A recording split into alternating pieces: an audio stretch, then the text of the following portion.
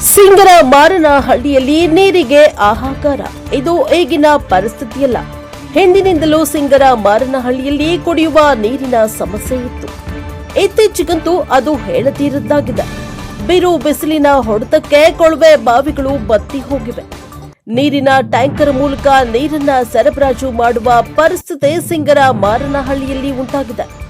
ನೀರಿನ ಅಭಾವದಿಂದ ಸಿಂಗರ ಮಾರನಹಳ್ಳಿಯ ಜನ ತತ್ತರಿಸಿ ಹೋಗಿದ್ದಾರೆ. ಜನಪ್ರತಿನಿಧಿಗಳು ಕಾಣೆಯಾಗಿದ್ದಾರೆ. ತಾಲೂಕಾ ಆಡಳಿತ ಕೈಚೆಲ್ಲಿ ಕುಳಿತಿದೆ. ಗ್ರಾಮ ಪಂಚಾಯಿತಿ ಅಭಿವೃದ್ಧಿ ಅಧಿಕಾರಿ ಕಣ್ಣಿದ್ದು ಕುರುಡರಾಗಿ, ಕಿವಿ ಇದ್ದು ಕಿವುಡಾಗಿ, ಬಾಯಿ ಇದ್ದು ಮೂಕರಾಗಿದ್ದಾರೆ.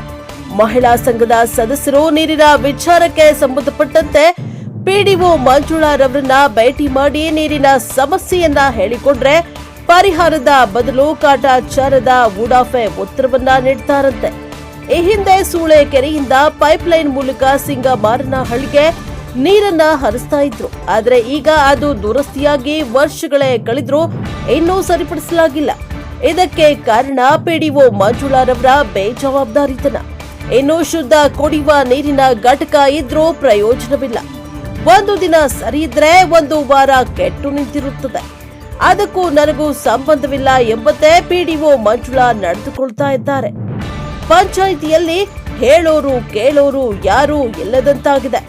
ತಾಲೂಕಾ ಆಡಳಿತವಾಗ್ಲಿ ಜಿಲ್ಲಾ ಆಡಳಿತವಾಗ್ಲಿ ಇತ್ತ ಗಮನ ಹರಿಸಿ ಸೋಮಾರಿ ಪಿಡಿಒ ಮಂಜುಳಾರವರನ್ನ ಸಿಂಗರ ಮಾರನಹಳ್ಳಿಯಿಂದ ವರ್ಗಾವಣೆ ಮಾಡಿ ಗ್ರಾಮದ ಸಮಸ್ಯೆಗಳಿಗೆ ಸ್ಪಂದಿಸುವಂತಹ ಪಿಡಿಒರವರನ್ನ ನೇಮಕ ಮಾಡುವಂತೆ ಗ್ರಾಮಸ್ಥರು ಆಗ್ರಹಿಸ್ತಾ ಇದ್ದಾರೆ.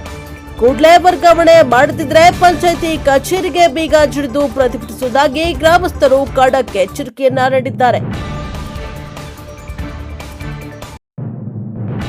Bureau report Maseem Sharif, NKS TV4 Hunsur.